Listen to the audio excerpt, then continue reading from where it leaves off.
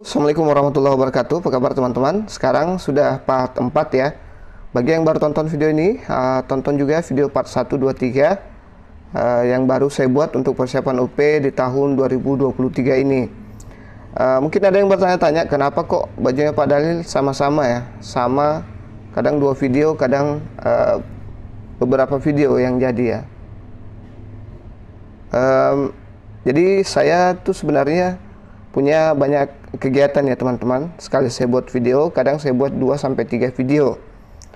Dan kenapa di tahun 2023 ini video saya rata-rata cuman berdurasi 10 menit lebih, tidak sampai 20 menit atau 30 menit. Karena sekarang itu saya lihat orang pada cepat bosan ya. Jadi saya hindari agar teman-teman tidak bosan untuk belajar ya. Jadi tidak apa-apa kita perpendek videonya, yang penting teman-teman tidak jenuh dalam belajar. Baik, sebelumnya saya mohon bantuannya untuk klik subscribe, like, dan bantu share ke media sosial teman-teman sebanyak-banyaknya. Kita langsung masuk ke soal yang pertama. Fungsi utama mengajukan pertanyaan kepada peserta didik dalam proses pembelajaran yaitu untuk A. Menempatkan siswa sebagai subjek belajar, B. Mengetahui keinginan siswa, C. Memenuhi rasa ingin tahu siswa, D. Mengajak siswa untuk berpikir dan bernalar. Nah, kira-kira yang mana jawabannya teman-teman? Fungsi utama mengajukan pertanyaan kepada siswa dalam proses pembelajaran yaitu ya. Jadi yang ditanyakan adalah fungsi utama dalam mengajukan pertanyaan ke siswa ya, dalam proses pembelajaran. Apakah menempatkan siswa sebagai subjek belajar? Apakah mengetahui keinginan siswa? Atau memenuhi rasa ingin tahu siswa? Atau mengajak siswa untuk berpikir dan menalar? Saya yakin yang teman-teman yang sudah tonton part 1, 2, 3 itu bisa langsung kunci jawabannya, dan saya yakin jawabannya pasti benar. Nah, jadi fungsi utama ini ya, fungsi utama mengajukan pertanyaan ke siswa. Jadi bukan untuk menempatkan siswa sebagai subjek belajar dalam proses pembelajaran ya. Bukan mengetahui keinginan siswa, bukan juga memenuhi rasa ingin tahu siswa, tapi mengajak siswa untuk berpikir dan bernalar ya teman-teman. Jadi kita di sini fungsi utamanya adalah mengajak siswa untuk berpikir dan bernalar. Kita lihat pembahasannya. Tujuan guru mengajukan pertanyaan, yang pertama mengembangkan CBSA, ya, yang pertama itu adalah mengembangkan cara belajar siswa aktif ya. Ini berpikir dan bernalar itu termasuk di sini ya teman-teman. Menimbulkan rasa keingintahuan, nah, kemudian merangsang fungsi berpikir. Nah, dia semua masuk ya. Ini semua ada masuk di sini ya. Mengembangkan keterampilan, dia juga masuk. Kemudian memfokuskan perhatian siswa ya, memfokuskan ini juga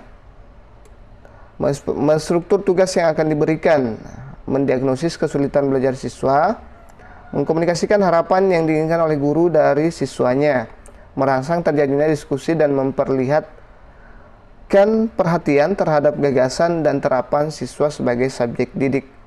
Jadi hampir semua yang ada di sini itu masuk. Jadi tujuan utamanya sebenarnya adalah mengajak siswa untuk berpikir dan bernalar, seperti itu. Kita lanjut ke soal berikutnya.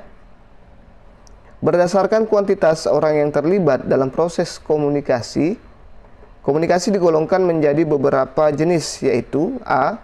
Komunikasi kelompok, komunikasi persuasif, komunikasi koersif. B. Komunikasi interpersonal, komunikasi kelompok, komunikasi massa. C. Komunikasi intrapersonal, komunikasi internasional, komunikasi kelompok. D. Komunikasi massa, komunikasi publik, komunikasi media. Kira-kira yang mana ini teman-teman?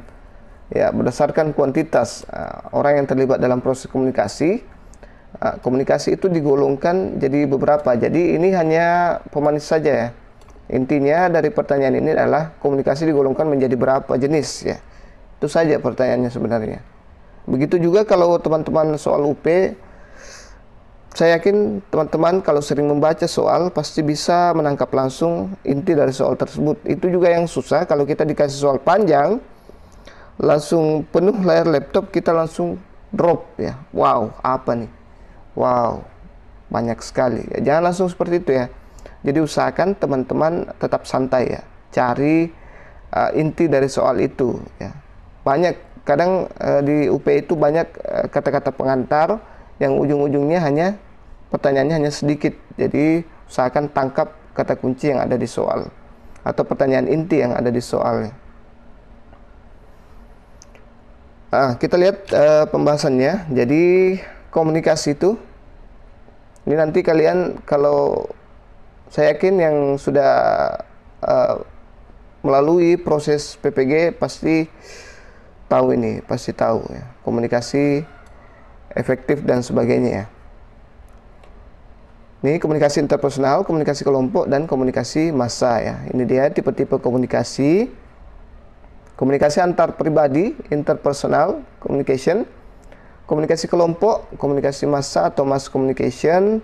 Komunikasi publik atau public communication. Ada komunikasi organisasi, organizational communication. Kemudian komunikasi dengan diri sendiri, interpersonal communication. Nah, ini ada 3 jenisnya. Ada 3, digolongkan menjadi 3 jenis komunikasi interpersonal ya. Ini masuk. Nah, ini dia.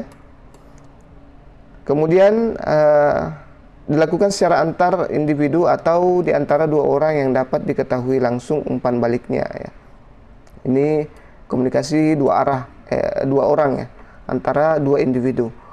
Kemudian komunikasi kelompok dilakukan antara beberapa orang dalam suatu kelompok kecil, antara 3 orang atau lebih dengan tujuan yang telah diketahui ya. Kemudian komunikasi massa dilakukan secara melembaga dan dikomunikasikan melalui media massa dengan bantuan teknologi. Nah, kalau komunikasi kelompok ini biasanya lebih dari 3 orang. Kalau komunikasi media massa ini, komunikasi massa ini bisa dengan bantuan teknologi seperti ini ya. Sekarang kita sedang melakukan komunikasi massa.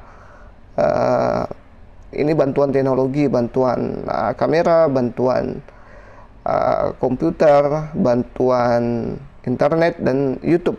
Nah, ini namanya komunikasi massa yang kita lakukan sekarang. Bisa juga televisi, bisa juga media-media lainnya. Oke, kita lanjut ke soal berikutnya. Perhatikan kata istilah liquid. Dalam pembelajaran IPA, dengan istilah liquid atau likuiditas dalam pembelajaran IPS. Istilah tersebut memiliki arti yang berbeda dengan konteks masing-masing. Kesalahan memahami suatu istilah dapat menghambat dalam proses komunikasi pembelajaran. Hambatan ini biasa disebut A. Hambatan budaya, B. Hambatan personal, C. Hambatan lisan, D. Hambatan semantik. Jadi di komunikasi itu sangat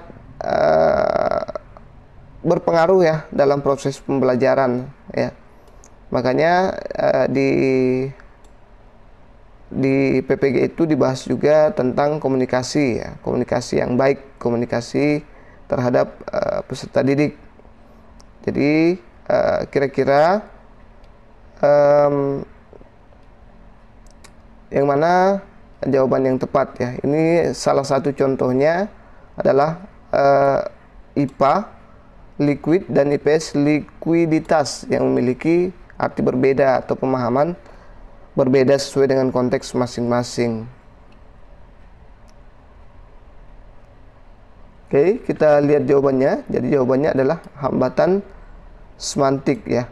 Ya, ini namanya hambatan semantik. Kita lihat pembahasannya. Semantik adalah pengetahuan mengenai pengertian kata-kata yang sebenarnya. Lambang kata yang sama akan diartikan berbeda untuk orang-orang yang berlainan. Kata cokot berarti ambil untuk orang Sunda, sedangkan untuk orang Jawa berarti makan. Nah, di sini dia sudah beda ya. Ini salah satu contoh antara IPA dengan IPS. Ini sama ya contohnya antara Sunda dengan Jawa. Banyak kata-kata dalam konteks pembelajaran IPA yang mananya dapat berbeda bila kita tidak memahami konteks yang menyertai dalam suatu proses pembelajaran. Jadi perlu kehati-hatian ya. Kalau saran saya, kalau teman-teman mengajar di daerah tertentu, di daerah teman-teman usahakan sepanjang itu bukan pembelajaran bahasa Indonesia atau bahasa Inggris, mungkin kita bisa kasih contoh-contoh yang konkret dengan lingkungan sekolah atau bahasa mereka ya, biar mereka lebih enak dalam belajar ya. Biasanya kalau kita mengajar di suatu daerah yang terpencil, kita menggunakan bahasa IPA misalnya atau IPS terlalu tinggi, itu membuat proses pembelajaran menjadi tidak nyaman karena mereka tidak paham apa yang kita katakan, seperti itu. Oke, itu saja dulu yang sempat saya share pada kesempatan kali ini. Mudah-mudahan bermanfaat dan bisa membantu teman-teman nanti pada saat ujian. Jangan lupa like, subscribe, dan share ke sosial media teman-teman sebanyak-banyaknya. Dan jangan lupa kasih super thanks ya, atau ucapan terima kasih, biar saya makin semangat berbuat untuk teman-teman, membantu teman-teman belajar ya. Sini hanya media untuk teman-teman. Oke, wassalamualaikum warahmatullahi wabarakatuh.